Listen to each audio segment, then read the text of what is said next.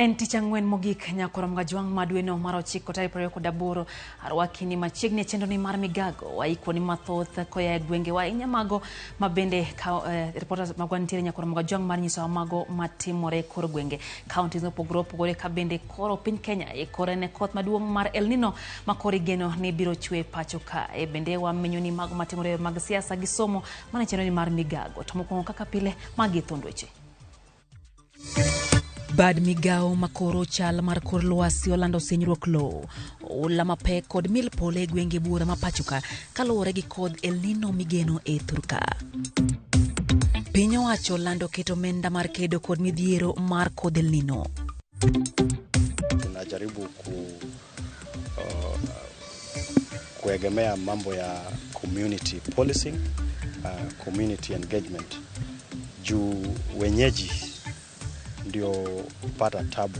Sirikal osingo ni gidhitiyo gi jokanyo mopogore opogore kedo gi weche njore ma ogoyo tach e gwenge moko kadho wadh nam chumbi.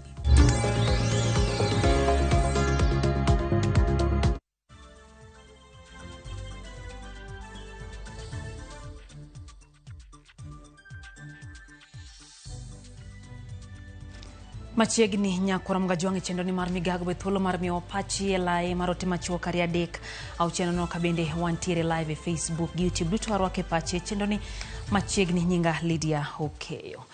Bad migao makoro chal mar kor lwasi olando ni pio ula mil polo senyruok mar lowo kod pi mamedore e aoche kod nembe timore gwenge bura kaluwore gi koth mar El Nino migeno ni dhi chako chwe thoth gwenge ma Thurka. Yango ni pi oula biro mako gwenge mag nam chumbi Nyanza, South Rift, Kanyakla kod bombe mago ma ok oloso ula makare. Kamano bende senyruok mar lowo biro bedo e gwenge mag Homa Okak mil polo ni nyalo mako gwenge ma Kisii, Kisumu, Nandi, Kakamega kod Bungoma.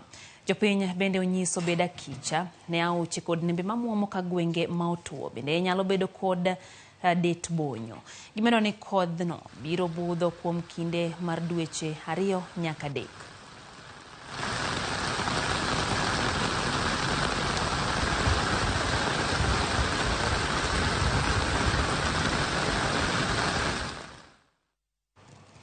Counties olando keto tenge bilion 8 mag konye midhiero mar koth mar El Nino kokalo jakom margi Anne Waiguru giwacho ni kodhno nyalo rocho chenro e counties maromo 23 ka koro gisenono kuonde ma masira nyalo wuoke. Moyangiro matimore kin jalup jatend piny Kenya matwake ikruok ma piny oseketo ne koth mar El Nino wawinje kaka chenro no dhi mbele nyakoro mgajwang' ka bende chenro bende dhi mbele nyaka sechegi. Women being closed over, being carried over by all manner of transportation, human transportation systems.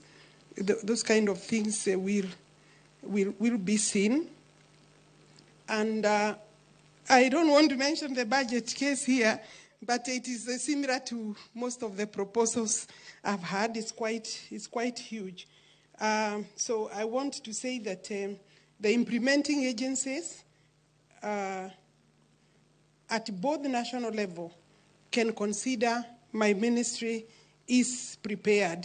We obviously, the case of boreholes, the ponds, the desilting is an area that we can do because I have heard Peter talking about desilting, building of, removing, rehabilitating boreholes and ponds. These are some of the activities that can be distributed at very little cost to personnel within my ministry, and they are able to identify people with the right skills very quickly so that we don't have to duplicate personnel, labor costs. There is also a mention in this report regarding the impact on irrigation. So what the water and sanitation will go together. Of course, there will be a lot of destruction of sanitation systems, and that then will impact negatively on the health facilities and the health of the people. The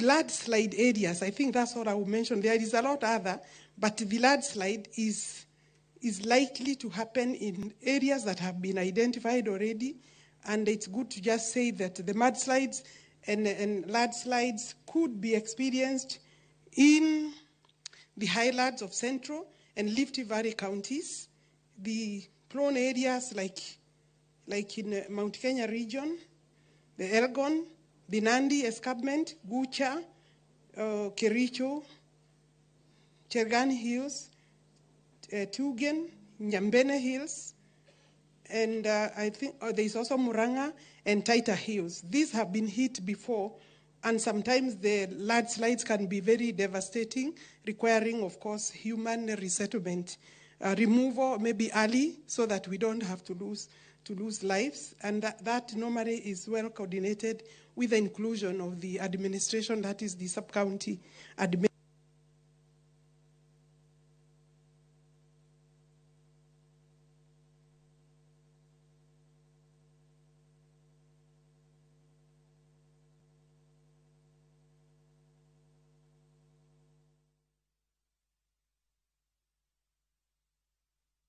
En twak madhi mbele nyakuorom Gajwang' mi twakewi ikruok ne koth mar El Nino ma bende jotelo ma pacho ka kanyo teo mondo gitwak kotenre kod ikruok miketo makare. Mano ni ikruok obedo makare kiyambende koro koth mar El Nino igeno ni biro chwe e pacho ka. Kwadhi mbele. Jagoro mong'iyore Migago mar arita Mondo Molo lero ni giseketo kenge mag rakruok kod kweth njore. Kolose boma ma Malindi, Molo kone gitiyo machiegni gi jokanyo mamoko koting'o jopiny maneno ni othir timbe mag njore e pacho ka. Oyango magi kinde romo gi komiti mar arita kotelne kanyo gi jalupo gai mar obila Douglas Kanja, kabende Molo singo ne jokenya ne gitimo duto manyalore maneno ni timbe njore orume pacho ka.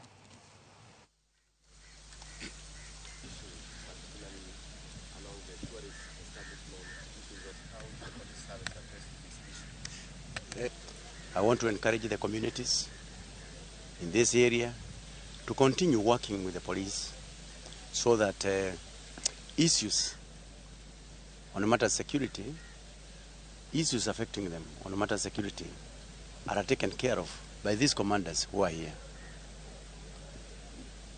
As I said, we have got all the divisional commanders, the SIP commanders, the DCI commanders. So it's a whole component of the entire NPS. Tunajaribu kuegemea mambo ya community policing, community engagement. Juu wenyeji ndio pata tabu zaidi ya kila mtu. Na hao mara mingi wao wanajua ni nani anaishi wapi na nani anafanya biashara gani na ni nani pengine anachochea raia. So tukifanya kazi kwa pamoja itakuwa rahisi kushughulikia mambo ya ugaidi. Jago more county Manyamira ochwalo paro mar chunge MCAs mokadeke county no mondo kik donjre gi chenro moramora mar od bura ma county Manyamira bang' doho wito kucha yiero mar gi kaka MCAs e kinde mokalo.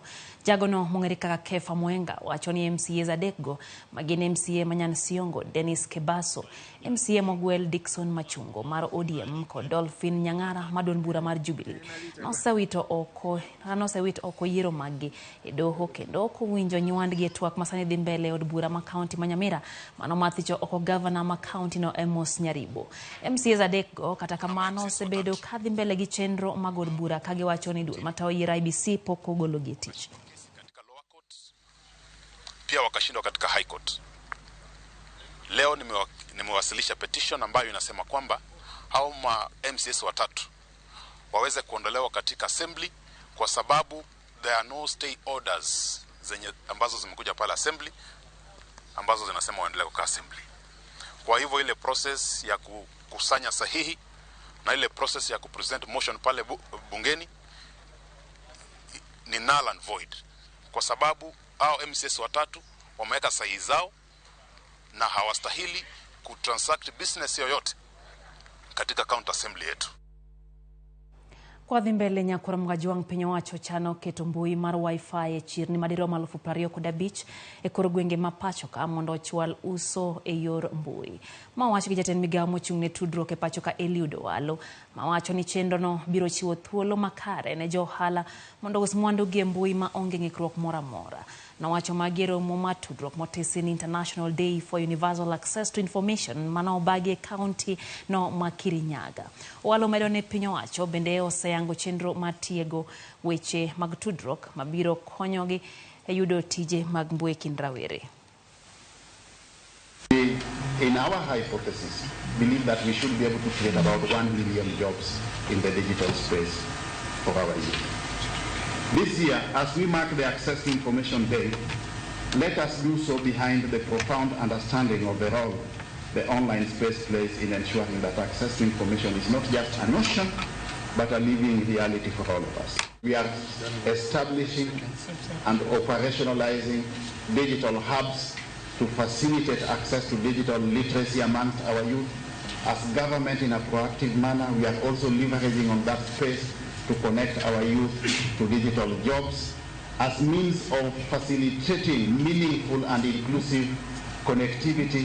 We are also doing what we can to ensure that we facilitate access to reliable, stable, and affordable internet. And where we can, we are also trying to provide that internet for free. Chenro mar sumo pacho ganda wichi komenda mar ganario prario kwa dek ganario prario kwa dangwen ma county ma Kisumu no bagi sub counties duto ma county no. E sub county ma Kisumu Central chenro no bagi Karabagoro mama Grace Hall. Chenro no kada kamano no chakore moleo bang jok manok mano chopo ka othuolo malach kagitemo buono chenro no kaluwore gi kwan mapiny mar ji mano yuoroe. Jopiny no chiwo ywak kaluwore ni thothne tend county okawo okang' makare mano ma solo jopiny e chenro mag sumo paro gino mamiyo kinde ka kinde tend county tiyo gi omenda e chenro ma ok opuodhi gi jopiny.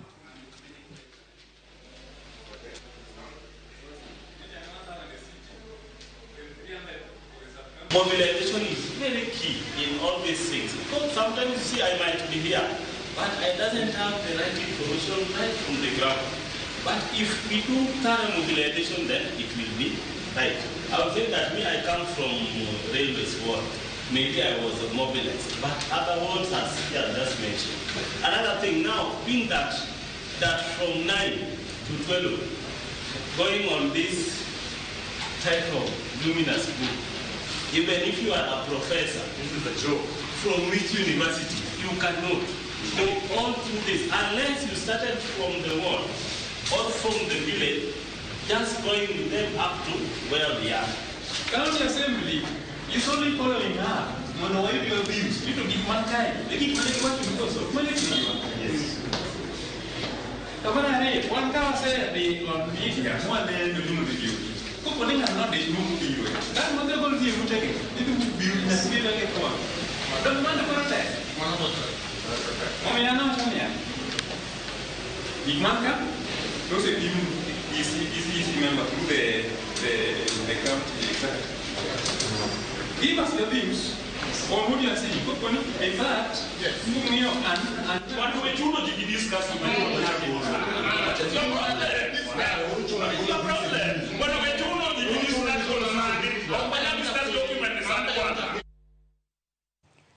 Ten county makisi ochungo sach jotije county no makwan giromo 740 to koso chope alap magusi higa mokalo kaluwore kod kweno mane dhi nyime e kinde no mar ng'eyo kwan jotich kendo fwenyo mago machik okopuodho.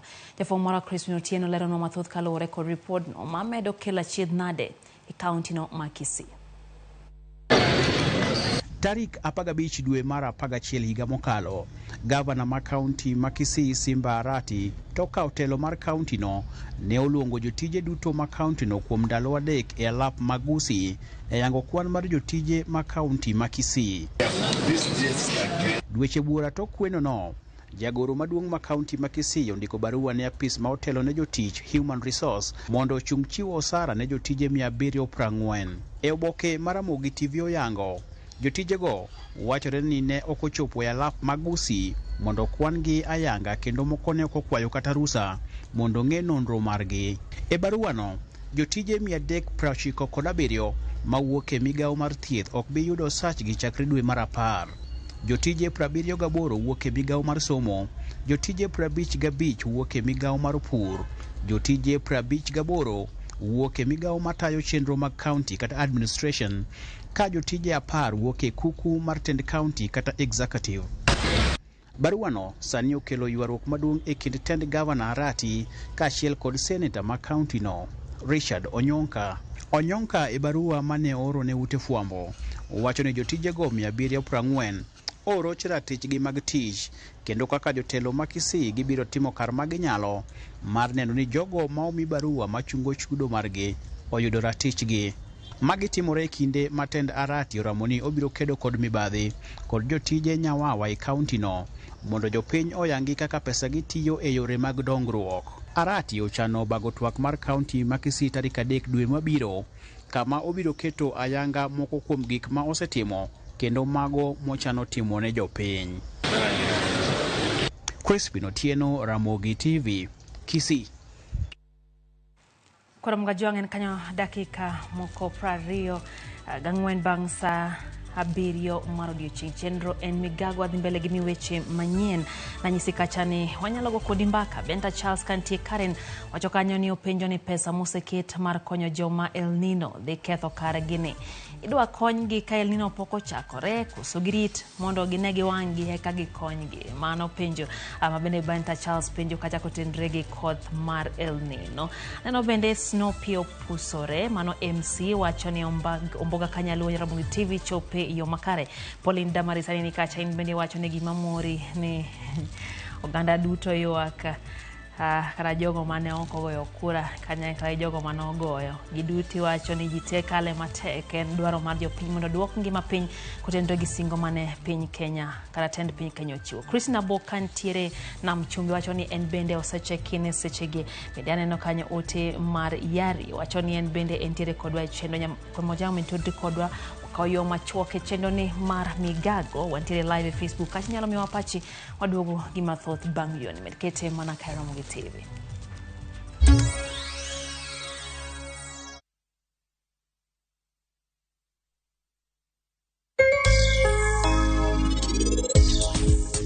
Ang'o medwaro ni nyakwara ni odhi okwang'wono yuvi nyakwara bika we awach ni gimoro nyakwara kik item kwayo ng'wono onegi winj maber seche te.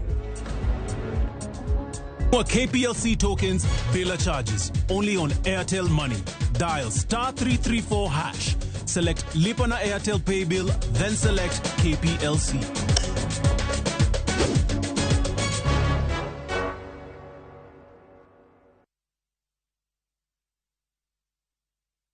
Wekelea na shabiki kaende. Majina yangu kamili naitwa Vitalis Adika Ongare. Natoka katika kaunti ya Siaya. Nilikuwa naona kama ni mzaha. Niliblock mpaka namba. Ukablock namba ya pesa? Sina, nasema ukweli. Akanipigia na namba nyingine. Akaniput on air. Kwa radio sasa. Ona basi. Hii kitu ni kweli. Mimi ni mfugaji wa kuku. Lazima pesa ya shabiki nitaingiza ndani. Na nyingine ya mambo ya karo ya kijana wangu ambaye yuko form 3. Wekelea na shabiki ina give. Wekelea na 50 bob pekee for a chance ya kuomoka na 500k. Lazima kaende, yende kila wiki. Play responsibly. Betting can be addictive. Not recommended for the persons under the age of 18. Authorized by BCLB number 587.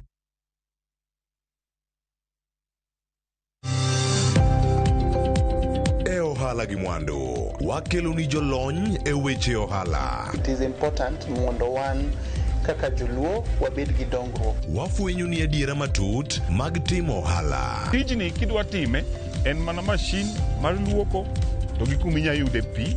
Wawuoyo e wi yore makare mag timo ohala. Kisechopo level mabedo brand onego bed ni gimoro amora mitimo en gima timo ang'o makelo pesa. Wakonyi dongo handi ka wamiyi yore mag kano mwandu. Investment group kawache mana gi nyinge no en choko pesa kasto ikete kamoro kasto golo nyinyo mabiro konyi e kinde mabiro. Omiyo wakwayo ni ji duto ket pesa gi e savings mondo wapuonji kaka gibiro tiyo godo. Riwri kodwa chieng' tich ang'wen saa 1:45 otieno mana e Ramogi TV.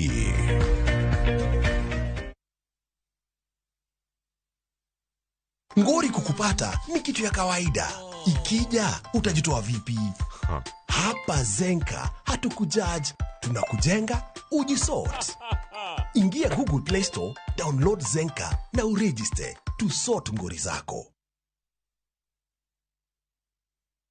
Jipange na view sasa uduogi ber mathoth. Yurtun war bedo jaloch mar omenda miloyo pile ka pile ka ineno tuke malombo ji e view sasa gi siling 10 kende. Wan kod 100,000 miloyo pile ka pile, nusu milion miloyo juma ka juma kod grand draw mar milion 3. Mondo ibed jaloch, gima itimo yot mokalo. Dista 487*3# yier kama ondiki ni jipange na view sasa. Bang'e yier kama ondiki ni package mondo iyud points mabiro keti thuolo maber mar bedo jaloch mar milionde modhuro.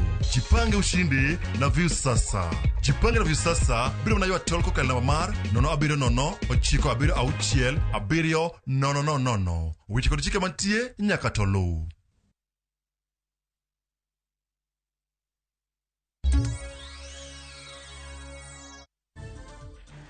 Machiegni kendo nyakwara mgajwang' e chenro ni mar Migago wadhi mbele gi weche manyien. Chenro mar yango pande manyien manyasa ni midendo kaka Maisha Card ibiro tim chieng' wuok tich mar juma mabire kaunti ma Nakuru.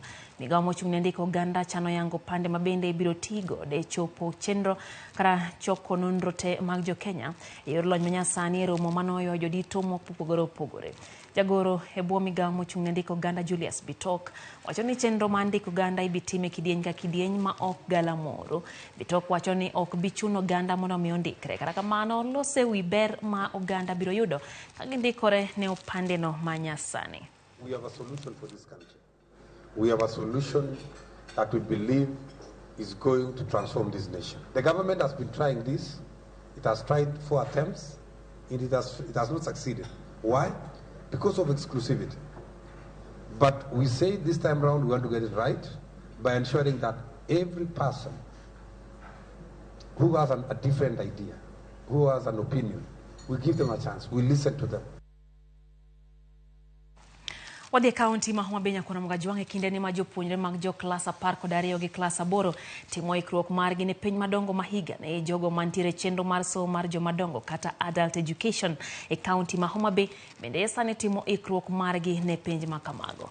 Kanisa mar PEFA mayude boma Homa Bay en achiel kuom kuonde ma ichiwe puonj ne jogo madongo madhi timo penj mar klas 10 kod 2 mar KCSE magin ji 14 kod mamoko 3 madhi timo penj mar klas 8 mar KCPE. Mokuom jogo manie chenro mar somo jo madongo gin jogo manoweyo somo higni mathoth mokalo kaluwore gi nok mar school fees kata omenda mag somo kod midhiero mamoko mane gikaloe manomono gi dhi mbele gi chenro gi mag somo mapile. Parents ganotho koro na onge fee, but all along naduogo Ramogi is a friend of mine otiyo Huduma Center en mano advisor mondo adoge school. Koro kana duogo adok na bet enrolled en sana soma ditimo form 4 wan gi teachers gi puonjowa maber though challenges to nyaka bedi but gin kor school to wan maber. Sometimes ngato kaka an najisimamia, yani aonge ngata dak kenda adhi teach adhi school at the same time. Or sometimes ayudo kata yudo books tek. Adwa ni mondo ang'e somo kendo ang'e ndiko, ang'e kama nyalo dhi ka somo. Mane mokela maduong'. Na biro na we school chon koro ka luore gi ngima masani to nego beni ngato ka ngato ngi somo. Koro emomiyo abiro ka mondo mi puonjra somo gi ndiko. Emokela kama duong'. Wapuonjo ji, nitie jok mano drop out e school, nitie jok mano koweyo school mana nikech namna ma ginyalo somo go onge. Koro nikech gi through ministry gikelo program mar adult education Koro wan kaka jok ma tero oteno mbele mar somo mar jomadongo. Wadhi Bungoma, tend county ma Bungoma komakore gi riwruok ma ok mar piny owacho USAID opudho chenro mar higni 5 madhi konyo jopur bero chenro mag jata chenro mag pur e county ma Bungoma Frederick Wotia oyango ni county no ikore marakore gi achiedh nade ma jolony wacho ni biro kel gi koth mar El Nino. Kojiwo jopur mondo mi oti gi koth machano chwe e yor pidho cham e rakruok gi nok mag chiemo. Olero ni ng'ikni mag uso manyiwa mabandia e kind midhiero moko pod nenore kendo ojiwo jopur mondo mi obed akicha e bero chenro mag pur e county no. Challenges in the input sector, and I think of late you have even heard there are fake products on the market. And because the regulation, the body to regulate is not clearly defined, it becomes difficult to be able to handle that. And that's one of the reasons why we felt that if we are together, then we can be able to monitor our members and see how are they handling the inputs, are they giving the correct information, are they giving the quality inputs that we expect, and if there is any fake product on the market, it can be very easy for us to establish the source. One of the interventions is how we are going to advise the farmers to utilize the enhanced rains that are bound to start, maybe almost have started, and which may end in January 2024. So going forward, we'll be advising our farmers to go into short season crops. Piny owacho mar county ma Siaya kokalo e bad Migago mar limbe oyango okang' mar jiwo limbe county no koting'o limo moko kuom miere mantiere county no. Migago mar limbe county ma Siaya Angelina Oduor okone okang' ma kamano osepuodhi kod buch jotend migepe mag county kendo igeno ni odhi jiwo kwan jolimbe mawuok e Siaya limo gwenge mayudre county no. Koloso odiochieng' weche limbe manyotimore Kamzungu e sub county ma Bondo, Oduro kone giseyango miere 22 ma jolimbe nyalo jote. Kolero ni ma biro jiwo kido kod timbe Uganda Luo County ma Siaya. Kine nyasi no manyo yuorie kod moko kuom jotend migepe sirikal county ma Siaya, Oduro nyiso joma dwani nyis jotigo mag jiwo limbe county ma Siaya mondo mi or kwayo mondo mi opuodhgi. Enola luoko ginyiri madugino rame mangano within the county government of Siaya, and I can say we are delighted as a department. It is a milestone for us. Homestay practitioners have been doing it without guidelines, and I'm also happy to report that yesterday during our cabinet sitting, I introduced a paper on the guidelines, homestay guidelines in Siaya County, and it was passed by my colleagues, and now we have guidelines on the homestay within Siaya County. I'd like to say that this is a very simple concept, and all of us, any one of us, can be able to do it as long as you meet the threshold, which are very minimum requirements. We assess you as the Department for Culture and Tourism. We do an assessment in collaboration with the national agencies like the Tourism Regulatory Authority. And 2 months ago, we did an assessment across all the 6 sub-counties within Siaya County, and 22 homesteads were cleared and identified to practice the homestay concept. Wadhi e county ma Kisii nyakora mgajuang kama moko kuom johala mayudre chiro madaraja 2 e county ma Kisii ko tend county no mondo miyo keto kenge mag rakore gi midhiero mag mach mathoro timore gwengego kinde ka kinde. Gilero ni timone johala tiegruok mar rakore gi masiche mach kende ok nyal thiro masira ma kamago. Kane gitwak e chiro no, gimedo dhiro twak mar bero weche mag rito alwora mar thiro landruok mag tuoche mopogore opogore. Kata kamano, tend county no singo matimo lokruoge mowinjore e bero lwasi mag ohala e gweng'o kendo jiwo dwaro mar tiyo e twech achiel kendgi. Maneno ya maji kwa hakika kuna shida kubwa. Hata tukikimbiza Arati, mheshimiwa, unajaribu sana. Lakini shida ya maji iko katika shida ya maji. Sisi wenyewe wenye tuko daraja mbili tumeamua kama sector sobs kutafuta mbinu na njia ya kusaidia watu wetu. As a county government, we are in total support of everything in this market because the market is in our area of jurisdiction, and trade is also a devolved unit, so we come in and support them fully. For instance, they have said they have a problem, there is pressure on the toilets in the market. We want to acknowledge that our market has grown so dynamically that some of the facilities that were put there a long time ago have been outgrown by the rate at which the market is. The main thing tumejaribu sana kukaa na county government, as in anything we do, we make sure we engage the county government.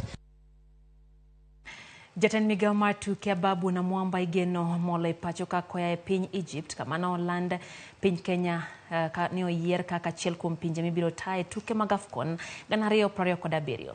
Jafwambo marwa mar weche tuke Emmanuel Ochieng ni e paw ndege ma JKA kendo miyowa mathuth koya kanyo watudre kod achiel kachiel. Erokamano Lydia winji makare anjira lapdeke mano ma JKA mano Jomo Kenyatta International Airport. Kama jatend Migago mar tuke osechopo gi lakteche gi Babu na Mwamba kendo warito mana mondo miwuok kama gintiere kanyo kod jokanyo mamoko mago mag weche mag tuke pacho kaendi en kaachiel kod jotend duol matayo weche mag adhula e pacho kaendi FKF. Gima duong' kaendi en motenore kod weche mag piny Kenya kaachiel kod pinje mamoko e Afrika mano ma ugwe mano East Africa kamoting'o Tanzania kod Uganda. Oyudo thuolo kendo ne wacho ni noloyo bid mar biro bago tuke mag African Cup of Nations mago finals higa ma 2027. Matiende ni piny Kenya kaachiel kod Tanzania kod mano ma Uganda biro bedo gi thuolo mar rwako timbe mago ma biro bedo ka tugo tuke mag finals mago mag AFCON. Gima duong' ka endi ne odwaro mondo mi oskodhi to kod jofambo mondo mi nyiswa ni to chenro ne odhi nade. Gin ang'o gine mano miyo piny Kenya noloyo moko kuom pinje ma bende nyalo bedo nooro kwayo mondo mi ne gi bagi tuke mag AFCON higa ma 2027. Bende bodwaro mondo mi wang'e ni to kaluwore gi weche mag omenda michoko e tuke machal kamagi mago ma bende ka timbe gi obiro nitie pesa ma bende donjo ne pinje gi. Pesa ni ibiro pog nade kind piny Kenya, Uganda kod mano mar Tanzania nikech pinje gi duto gin mago ma bende ne oro kwayo mondo mi negi baga tuke gi kendo ne oyiene. Gobiro neno to piny Kenya osikore machal nade. Ibiro neno ka e pacho kaendi wantiere kod paw tuke kata wacho ni stadium. Thothgi osebed ka ok puodhi nikech ok gichopo rang'iny madwarore kod FIFA mondo mi gibag tuke. Kata kamano piny Kenya nigi chenro mane mar keto ikruok makare mondo mi kochopo higa ma 2027 to biro bedo ka pap ma ituge ochopo rang'iny madwarore mondo mi timbe ma biro bedo ka tugo tuke mag AFCON finals go oyud yot mar tugo. Ibiro paro ni e Kenya kaendi pap kende mantiere kod pap moro ma jotugo nyalo time warm up kata nyalo ikore en Kasarani. Kata kamano entiere kod achiel. Chik dwaro ni ka ibago tuke mar rang'iny machal kama nyaka bed gi pap ma ji nyatime ikruok pewe ariyo. Matiende ni piny Kenya biro bedo gi thuolo mar loso pap moro e bas Kasarani minyalo bi ti godo ka itimo warm up kata oyo. Bende wantiere kod pap mano ma Nyayo ma bende oyang kaka achiel mibiro tuge tuke gi. Nyayo king'iyo onge kod pap ma inyalo timie warm up, pewe ariyo minyalo timie warm up kapok timbe odonjo mondo mi gitug tuke mago ma biro bedo ka gitugo mago mag AFCON. Omiyo gin gik mathoth modwaro mondo mi jatend Migago mar weche tuke otwagie kendo nyiso odiochieng' ma kawuono kotenore kod AFCON kod kaka ibiro bage higa ma 2027. Chenro ma giseketo ahinya to mano mar neno ni Kenya ochopo rang'iny mag obedo gi pewe mantiere rang'iny madwarore mondo mi gibag tuke mane rang'iny marom kamano. Bende wantiere kod weche mopogore opogore kaka bende giketo ikruok ne tuke mapacho kae. Harambee Stars en achiel kuom tim ma bende biro manyo thuolo mondo mi otug AFCON. Gin gi chenro mane mondo mi kapo ni piny Kenya biro bedo ka tugo e tuke gi. kinde mabiro. Bende gibiro bedo gi thuolo mar donjo kendo mondo gitugi ka gimede gibedo achiel kuom timbe mabiro bedo ka tugo e tuke mag AFCON. Gin piny bende ni mondo odiochieng' ma kawuono jatend migawo mar weche tuke oyangana. Gie sani pod entiere iye kaendi gintiere kod twak magin godo kod jokanyo mag adhula ma pacho kaendi warito mondo mi wuog oko. Kosewuok oko wabiro twak kode kendo kochopo kinde mag otieno obedo gi lipot mabende ong'ith kotenore kod duoko mare wi penjo ma ontiere godo to kod kaka chenro ma kama endi biro bedo kiparo ni en mibiro ket e kind pinje adek. Gima bende wabiro ng'eyo ni to finals mibiro tugi mag AFCON ibiro tuge kanyo higa ma 2027 nikech Uganda noseneno kanyo ka giseyango ni gintiere kod 20 moseikore kende e kind pinje adek gi Tanzania to kod Kenya. Biro ng'eyo to finals mag tukegi gin ma ibiro tug kanyo. Magi to kod moko ma social media koromo kanyo godhiambo e weche manyien wabedo kwasedo duoko kendo wamiyo oganda jo Kenya nonro to kod duoko motenore kod penjo mabiro penjegi e lak sechegi. Erokamano. Erokamano Emmanuel Ochieng' achiel kachiel koya e paw ndeke ma JKA kama bende igeno ne gidhi romo kanyo gi jatend migawo mar weche mag tuke thuolo machuok kende bang' piny Kenya nolandi kaka piny bende koro dhi tuge AFCON achiel gi pinje mag East Africa. Erokamano Emmanuel en wach bende waluwo machiegni kod moga jwang'o bro nyisi mago motucho kotenre kod limbe kata mana chopo mar jatelo no e thurka. Migawo mar Hithe County ya Migori katiyo kanyakla gi riwruok mar Luala Community Alliance dhi nyime gi jiwo oganda mondo miyo kom nyuol mondo mi gibed kod familia mago maginyalo rito makare. Yangore ni kwan chuo ma osewuok oko matiyo gi yor komo nyuol ma otisi ni vasectomy bende pod nitiere piny kaka Jojo Maleronwa koya e County ma Migori.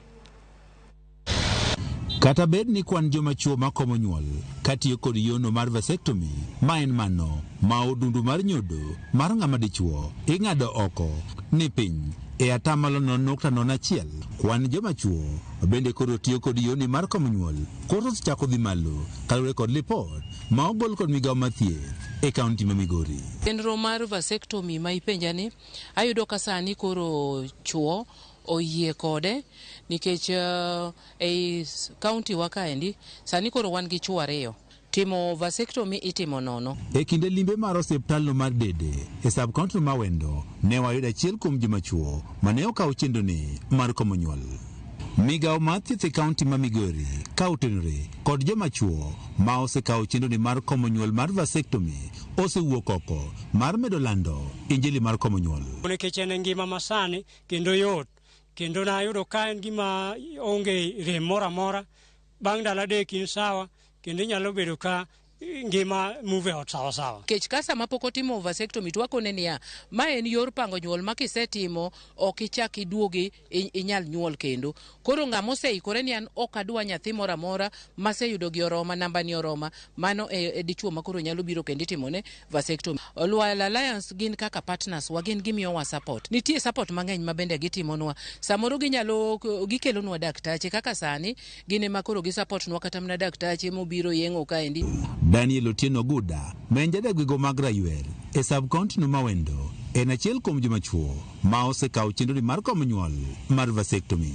Otieno masani nitiere kod nyithindo 6 wach ne okawo okang' mar kawo yoni mar komo nyuol mar vasectomy mondo kores min ode ma owacho ni ando osebedo ka yudo midhiero mopogore opogore ka otiyo kod chenro mamoko mag komo nyuol. Wacho ni nikech yot mar ariyo naneno ka minot ne kane ukon ni gi del ma en go ne ok onego kale e mano koro mi an kaka ng'ama dichuo na kalo ni mondo mi achiw yot mar ot ane ma mondo atim ma kan kana dhi e family mora mora ne chanda kabisa na an gi rem na tuo makata denda ne ok en kama ne en familia manokele no jaduongo neno kamano mano ng'ado wach ni en ma mondo dhi otim gino lakini onge shida mora mora en sawa. Minode Millicent Achieng' Oguda wach ni gibede twak kod wuon pargi kane koro pok okawo okang' mar kawo yoni mar komo nyuol. An mana kelo twagni mochako nikech kana biro e klinik na winjo ka ipuonjo ga mine to na feel ni mondo atim akwonga time kokia to koro tuo miya ulo gima nomiyo atime. Nyaka sani atamalo 60 mag oganda e kaunti ma Migori komo nyuol ka yorno mar komo nyuol mar kede kata implant e mongando kawo mathoth. George Juma, Ramogi TV, Migori. Kwa ng'eyo mago magalora nyakorom gajuang riwruok moro marawere motisi ni Swahiba Network ochako chenro mar rito alwora makoro geto kuonde tiegruok mantiere kaunti ma Siaya. Ratije mar riwruogno Peter Bungu wacho ni gichano tiyo kanyakla gi skunde kod kuonde tiegruok mar bero alwora e kaunti no. Abungu wacho ni gisechako chenro e sub county ma Lagos Songa kama gitiyo gi skunde primar ma Kirindo, Baragulu, Usingo, Agoro Lie kod Asere primar kama koro gigeto pidhe yiende mar 5,000 jumani. Nuwe kinde chaka yanga chenro no e skunde primar ma Kirindo kama no Usingo tiyo kanyakla gi jodak e kaunti no mar jiwo pith mar yien. Riwruogno geto tiyo gi kit somo manyasani mano mar CBC e bero alwora e kaunti no. And partners from cyber networks whom have been working with them closely from last year. Last year, they're on health. They brought for our children pairs of shoes, each of them, around 700 pairs, and we want to appreciate that. Swahiba Network is an organization that has really come to change the image of this community. Having said this, within just 2 years, Swahiba Youth Networks has done a lot to this community. Today we are launching a tree planting initiative.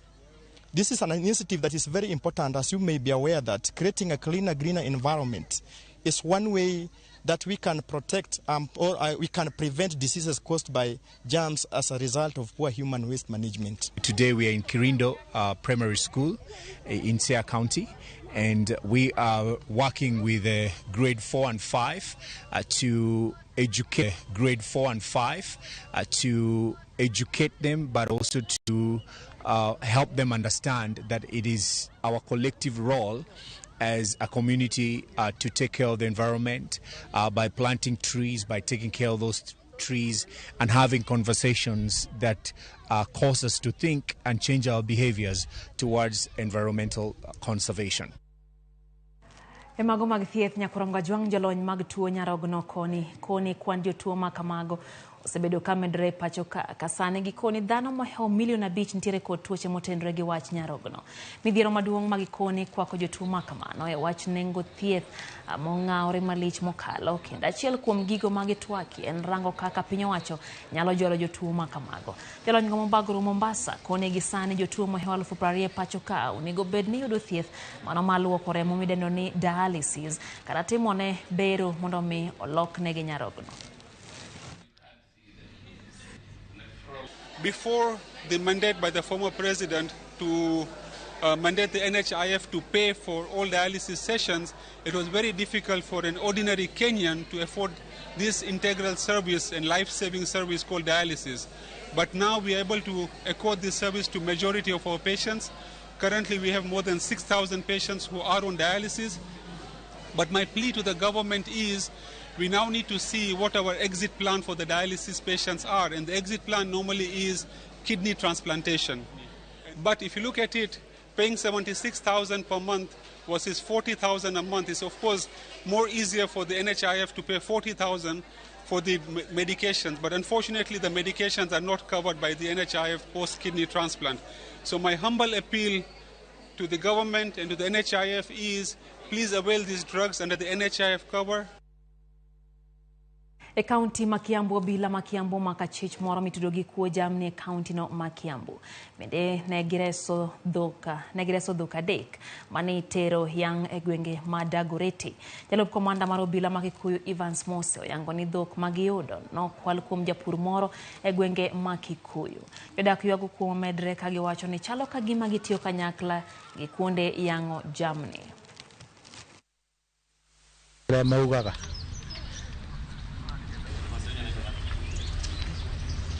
Watu walihamia kama saa 9 za usiku, wakavunja boma pale nimejengea ng'ombe, wakazisukuma kwa mguu, wakazileta hapa Dagoretti. Hapa tuko saa hii. Hii ni ng'ombe moja yangu zimepatikana, na polisi walikuwa patrol jana usiku, wakasikia kitu, wakafuatilia hiyo kitu. Hii wizi ya ng'ombe yenye imeanza hapa Bogoto hatukuwa nayo. Na wanaiba kutoka huko Kikuyu, wanasafirisha huku, na sasa tunaona jina ya watu wa Bogoto haitaharibika. Tuliweza kumobilize officers kutoka Bogoto pamoja na wengine, wakaweza kuintercept, wakaweza kushika hiyo ng'ombe na wezi walikuwa watatu. Wawili walitoroka, lakini mmoja akaweza kushikwa. Vile alishikwa, aliweza kupeleka hiyo officers mpaka mahali walitoa ng'ombe.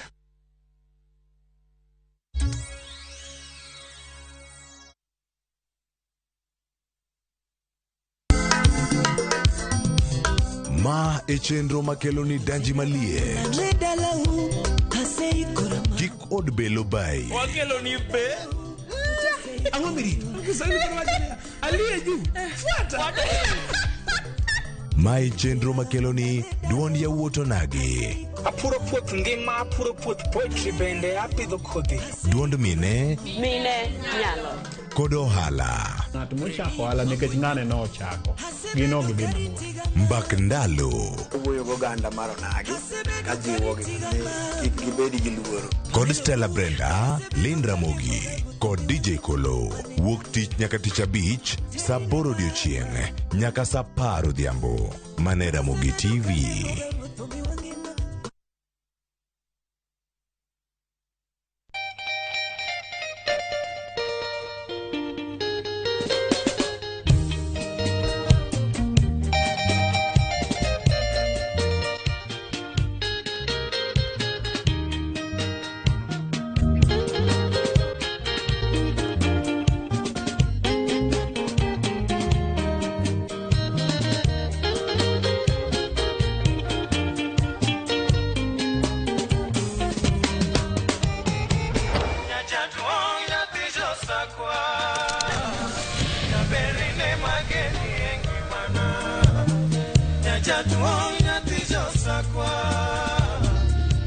Radio Ramogi, Kartun Jaluo.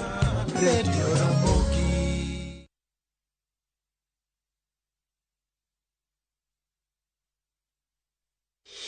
Setting up a fundraiser is now just a click away.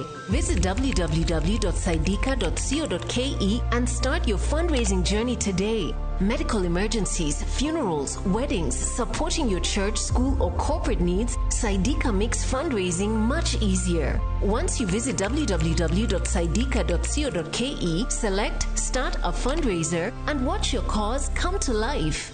Share your fundraiser with friends and the global community for seamless support. Donate and receive funds easily through mobile money, debit, or credit cards. Dial *802# or visit www.saidika.co.ke and be the change today.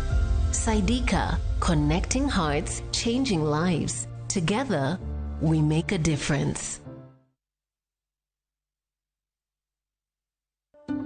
Candace, what's that? I brought you a small bonus. Bonus for what? You got us 299 family dinners, 64 kisses on the cheeks, 12 road trips to see grandma, 42 jokes from daddy, 49 laughs from mommy. In over 60 years of dealing with numbers, we've learned that the numbers that matter the most to you are the ones that matter the most to us. NCBA Bank. Go for it. Nunua KPLC tokens, Vela charges. Only on Airtel Money. Dial *334#. Select Lipa na Airtel Pay Bill, then select KPLC.